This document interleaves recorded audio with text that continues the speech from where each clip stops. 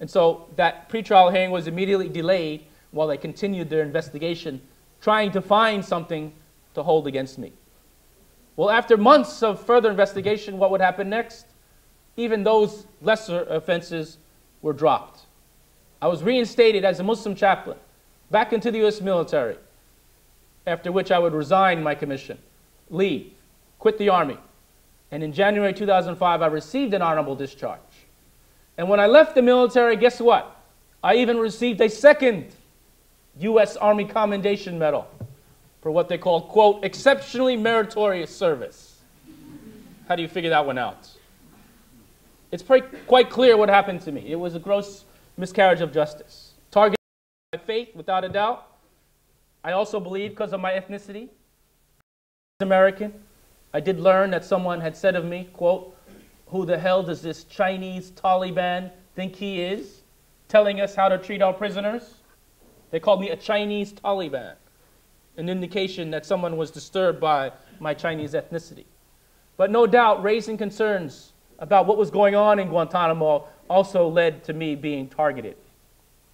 But that's my story in a short summary. And I wish I had time really to go into a lot more detail about what goes on in Guantanamo and a lot more about how civil liberties have also been eroded tremendously in the United States. But that's my story. And it's been an honor sharing that with you. And before we go to our next presenter, I want to actually show you just a couple quick slides of what Guantanamo actually looks like.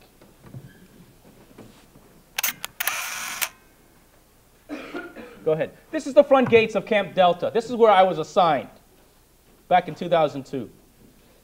Next.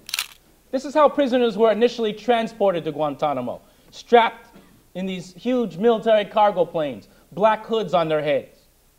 And this was not only disturbing when I saw how that was being carried out, but for me, as an American, what was hanging over their head, and that's the American flag. That picture tells the world that this is the United States of America conducting this operation. Okay, next. Again, a transport to Guantanamo. This is Camp X-Ray, a very temporary makeshift camp that was initially opened in 2002, the first prison camp of Guantanamo. This was actually a picture that was released by the U.S. Pentagon in an attempt to persuade the international community that we as a country was indeed treating prisoners humanely. But obviously when people saw this picture, everyone around the world had a different idea. Torture was the first word that came to mind. Next slide. Again, Camp X-Ray. That's a closer look at sensory deprivation. The blackened out goggles, the things on the ears. I was subjected to that.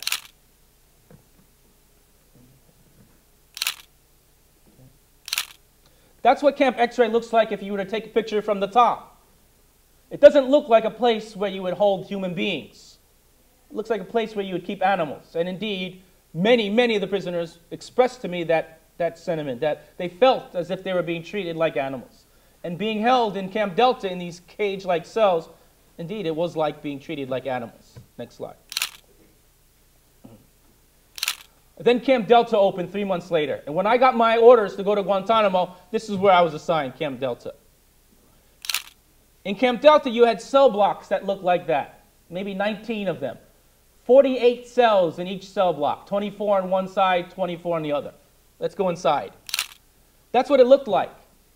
You can see each one of those doors there on the left-hand side is an individual cage cell that held one prisoner. That's what the cell looked like, that small cubicle. But of course, that's what it looks like after the U.S. Army waxes the floor, polish it so it shines, like in this picture. And then the military says that they got their own in-ground toilet, culturally, that they're familiar with.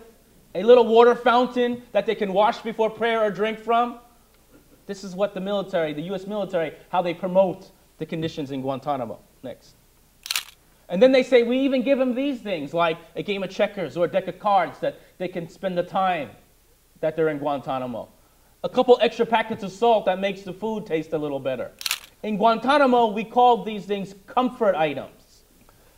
But that's really what they got. An empty cell, a flimsy plastic mattress, and it was if prisoners cooperated. That's what the word they use, cooperate. They would get some of these comfort items. Next slide. That's the steel mesh that was made of, that these cages were made of. Strong steel mesh. But what would it look like to look through this steel mesh going on 7 years of your life now? It would look like this. Next slide. Everything would be blurry. This is what life was like in Camp Delta.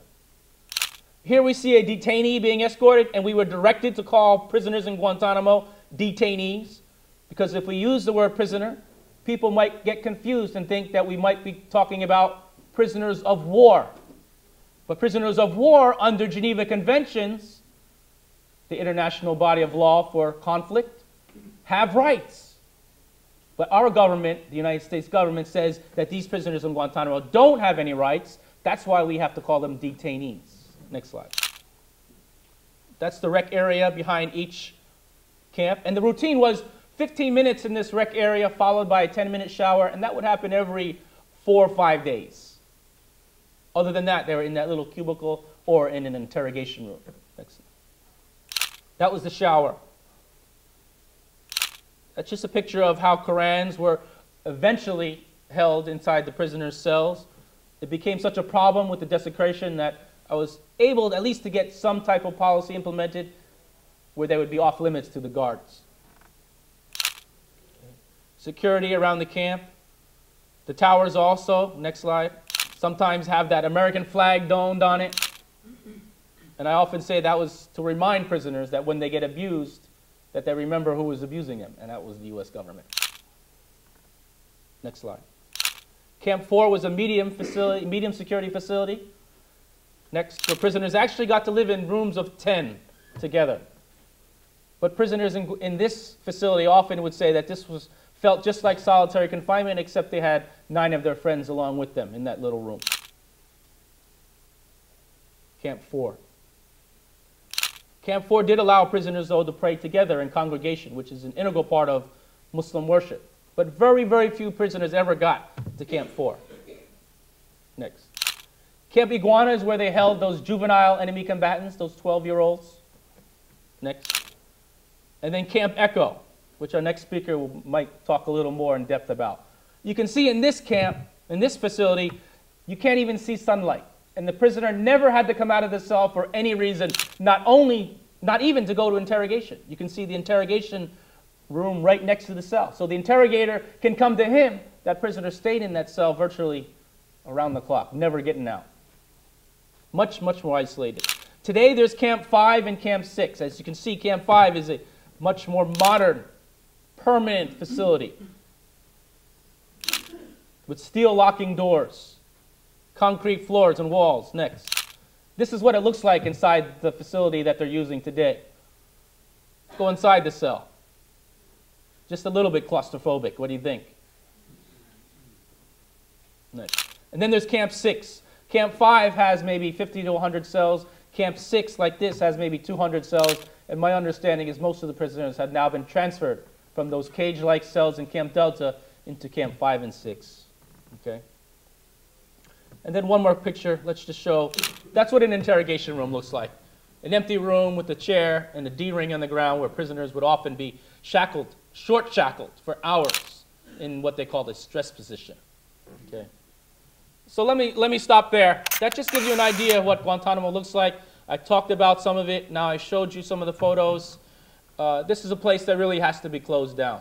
And with that, I hope my talk has been enlightening and given you at least a little more that you have to understand really what happens in Guantanamo, and understanding that this is really a place that needs to be closed down. And it's my hope that the new president-elect, President-elect now, Barack Obama, will move quickly to close this place. My name is James Yusuf Yee. I'm the former chaplain of Guantanamo Bay, and it's been an honor talking to you tonight.